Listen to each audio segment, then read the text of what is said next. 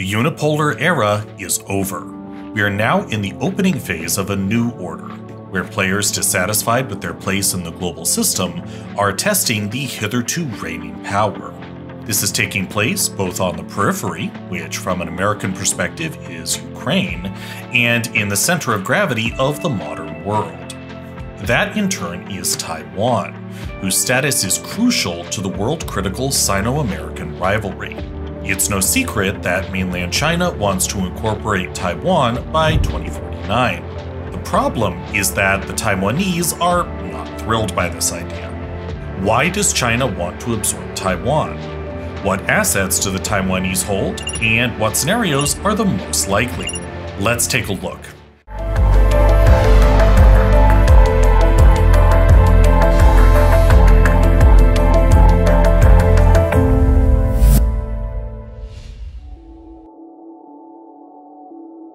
Unsinkable aircraft carrier. The origins of the conflict between China and Taiwan can be traced back to 1949, when nationalist forces led by Chiang Kai-shek fled to the island of Taiwan after losing the Chinese Civil War. This gave de facto birth to a new independent Chinese state supported by the United States and its allies.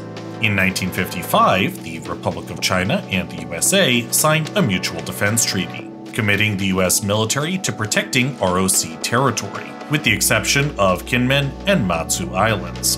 In 1955, the Republic of China and the USA signed a mutual defense treaty, committing the US military to protecting ROC territory, with the exception of Kinmen and Matsu Islands, from any potential invasion.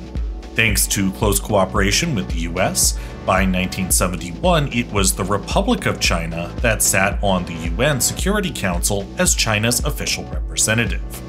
The relaxation of Beijing-Washington relations during the presidencies of Richard Nixon and Jimmy Carter led to the development of the One China policy, which culminated in the establishment of official diplomatic relations in 1979 with the People's Republic of China. Despite the changing nature of relations with the PRC and Taiwan, US authorities were not about to give up a valuable ally in the region, much less allow the island to be captured by a communist power. In place of the former treaty, the United States made other commitments to Taiwan under the Taiwan Relations Act of 1979. These were reaffirmed during Donald Trump's term in office with the Taiwan Reinforcement Act, which was intended to represent US readiness for the ROC's potential declaration of independence. Under these, the US is obligated to provide Taiwan with the defensive resources necessary to maintain sufficient self-defense capabilities. The lack of obligations to come to Taiwan's defense leaves the US President and Congress with a wider field of action. At the same time, the authorities in Taipei have no formal basis to require support, which provides a disincentive against a unilateral attempt to change Taiwan's status by declaring independence. The politics of strategic ambiguity has so far been one of the policy pillars in the US-Taiwan-China triangle of relations. From Beijing's perspective, Taiwan remains a rogue province, to be peacefully or forcefully reincorporated. This process is a priority for PRC authorities for three primary reasons. Firstly, the existence of an alternative democratic model for China's development undermines the CCP's legitimacy and narratives of the uniqueness of socialism with Chinese characteristics. The primary threat to the CCP is any movement that could lead to the decentralization or weakening of party power. Among these potential threats, so-called separatist movements involving Xinjiang, Taiwan, and Tibet are of paramount importance to the CCP. In the 1990s, after 4 decades of military junta rule, the Taiwanese authorities initiated a process of democratization of their political system. Since then, the Republic of China has achieved a high level of economic development, while guaranteeing a wide range of freedoms to its citizens. The success of the Taiwanese model provides an attractive alternative for the growing Chinese middle class, which is treated as a threat by the CCP. In the symbolic dimension, nationalism is of great importance, being in fact the leading ideology of the PRC state and the CCP. One of the key concepts of Xi Jinping's administration is the Great Revival of the Chinese nation, which is to be accomplished by 2049. This concept also includes the unification of all territories to which China has, or claims, sovereign rights, and this includes Taiwan. Secondly, Taiwan is one of the leaders in the electronics sector and plays an important role within regional and global supply chains. This is particularly true in the microprocessor and semiconductor industry, in which Taiwan Semiconductor Manufacturing Company, or TSMC, is a true powerhouse.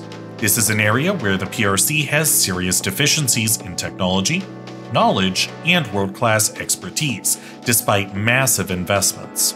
Microprocessors top the list of goods imported by the PRC, with the value exceeding $300 billion annually as of 2019. The disruption of supply chains caused by the pandemic has highlighted the vulnerability of the global industry to deficits in this commodity. Gaining control of Taiwan and its developed high-tech sector would give the PRC a very strong asset in its rivalry with the US. So far, the US has been the undisputed leader in this field, which has made it possible, among other things, to cut off Huawei from goods using American technologies. With the incorporation of Taiwan, China would have a chance to become truly self-sufficient in this area and gain new resistance to US pressure. And thirdly, since the end of World War II, the island of Taiwan itself has been seen as a key point on the strategic map of Asia, keeping mainland China in check. It is no coincidence that General Douglas MacArthur in 1950 referred to Formosa, as the island was then known, as the unsinkable aircraft carrier, and Secretary Dean Acheson included it in the so-called defense perimeter. For Beijing, the incorporation of Taiwan is equally important. It would mean gaining real control over the first island chain, and with it, developing strategic depth. Not only would it increase the distance for a potential adversary, but also PRC power projection and ISTAR, intelligence, surveillance, target acquisition, and reconnaissance capabilities. The mountainous terrain of Taiwan would also allow for the installation of anti-aircraft batteries and missile launchers. Moreover, the loss of Taiwan would be a serious blow to the functioning system of US alliances in Asia and around the world. The United States is not formally obligated to defend Taiwan, but failure to respond decisively and effectively would increase doubts about Washington's ability to meet its alliance obligations. Such a scenario could set off a chain reaction in the region, culminating in the collapse of the regional order. The collapse of Taiwan would also be significant for the security architecture in Europe, particularly on NATO's eastern flank, which relies heavily on the credibility of US deterrence policy. Arms race. Since the beginning of the 21st century, China has initiated a comprehensive and ambitious fleet expansion program. Already, the Chinese Navy is the largest of its kind in the world, with more than 360 vessels. The PLA remains the world leader in terms of the rate of fleet tonnage expansion. Between 2014 and 2018, it grew by around 678,000 tons, or more than the combined tonnage of the British and Spanish navies. The scale of the quantitative change is also evidenced by the fact that between 2015 and 2017, the tonnage of naval vessels launched in Chinese shipyards was almost double that of the US Navy.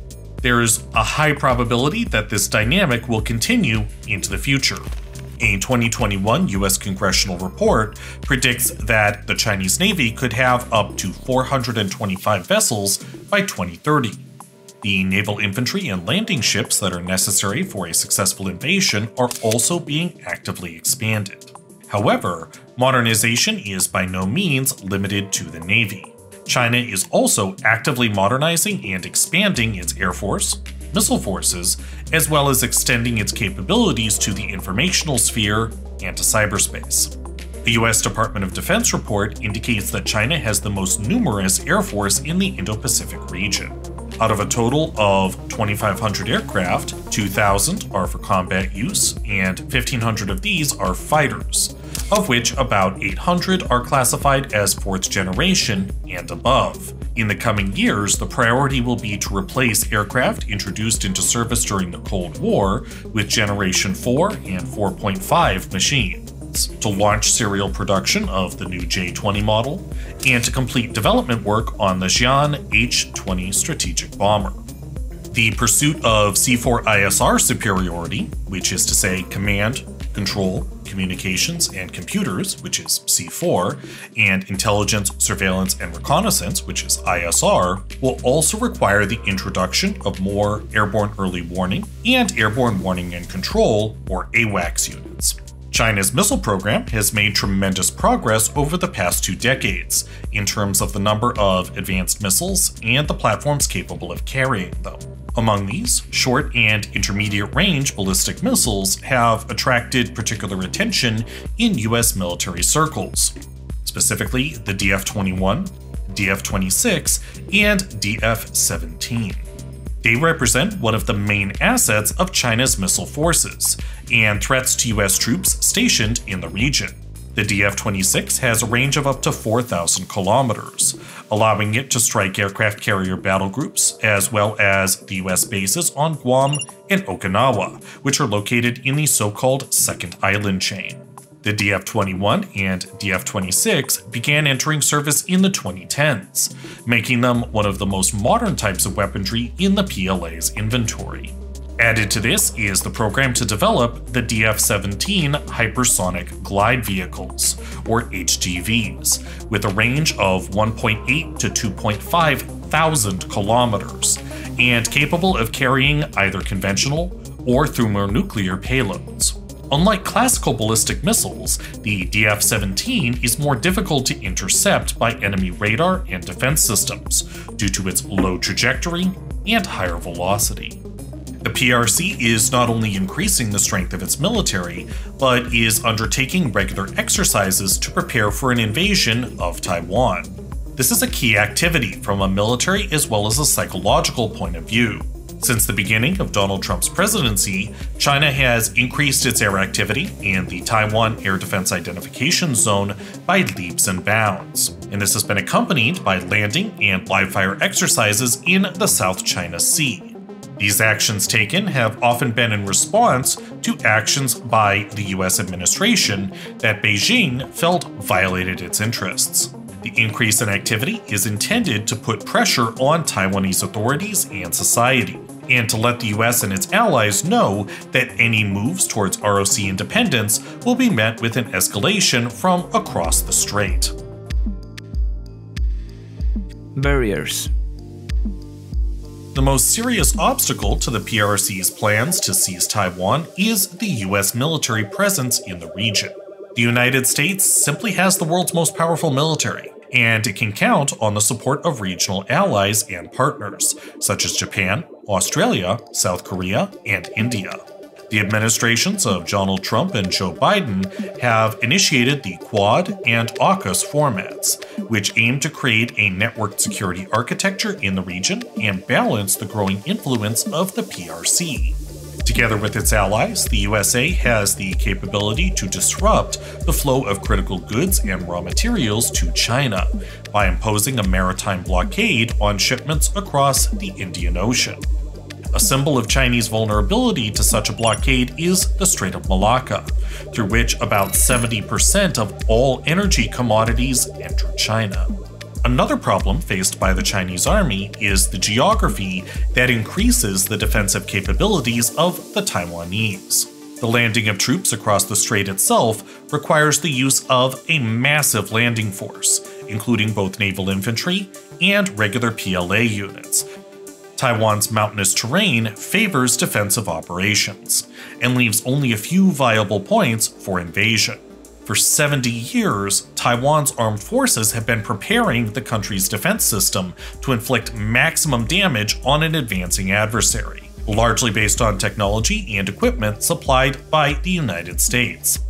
The PRC would have to mobilize at least several 100,000 troops, along with air, missile, and naval forces to ensure any chance of success. Victory would come at a very high cost, and also would depend on the level of US and other actors' commitment. The PRC must also take into account the risk of escalation of the conflict, and the possibility of the tactical use of nuclear weapons. The short distance separating China's eastern coast from Taiwan generates a serious threat to the area where the largest urban and economic centers of the PRC are located.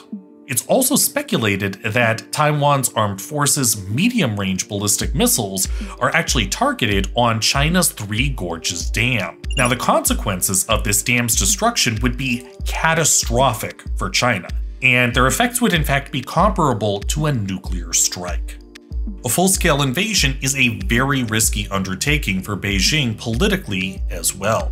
Beijing is building the party's legitimacy on the basis of nationalist rhetoric, emphasizing China's economic and political successes.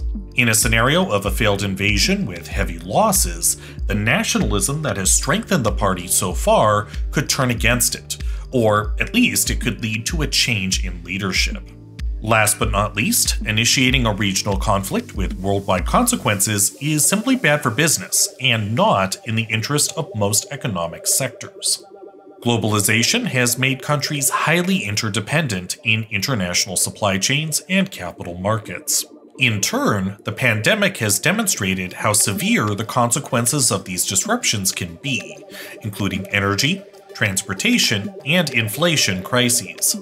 Conflict would likely slow down China's already slowing economic momentum. The CCP's authority, which has been built on China's economic success, would then be threatened, which would, in turn, generate opportunities for political transformation and the removal of the CCP from power, a scenario that the party seeks to avoid at all costs. Possible scenarios. The most likely scenario is the imposition of a blockade or an attempt to gain control of the archipelago of Matsu, Kinmen, or Dongsha Islands, which are closer to PRC territory than to Taiwan. This type of action would not involve high casualties, as it would provide an easy target for the Chinese People's Liberation Army. Occupying the area would be an image booster for Xi Jinping and the Chinese Communist Party, and would also contribute to undermining US credibility if Washington chose not to intervene. This option is less risky than a full-scale invasion, but it does not mean it's without risks. China's high dependence on maritime transport, including, and in particular, the Strait of Malacca, exposes it to symmetrical retaliation by the US in, for example, the South China Sea or the Indian Ocean. Moreover, there is a high probability that the US and its allies will impose economic sanctions that would hit the PRC's economy hard. A decision to impose a blockade or to attack one of the smaller islands would accelerate the increase in military spending among the remaining countries in the region, military aid to Taiwan, and potentially also the proliferation of nuclear weapons among US allies in the region. Therefore, it could ultimately contribute to weakening the PRC's relative military power in the region. Also paramount to maintaining Taiwan's ability to defend itself will be the psychological willingness of the island's population to suffer losses and maintain resistance. This factor will be crucial, hence the information front is one of the primary areas of potential conflict. The PRC's internal allies may include supporters of the Kuomintang, or KMT, a party that, despite declining in support among Taiwan's young citizens, remains a proponent of peaceful unification between Taiwan and the PRC. On the part of the US and its allies, a necessary element is to develop a political consensus now on how to respond to an escalation or conflict. This will allow for shorter decision-making times and the selection of measures appropriate to the situation. Taiwan is potentially the most important flashpoint on Earth today, but will the Chinese decide to light the fuse?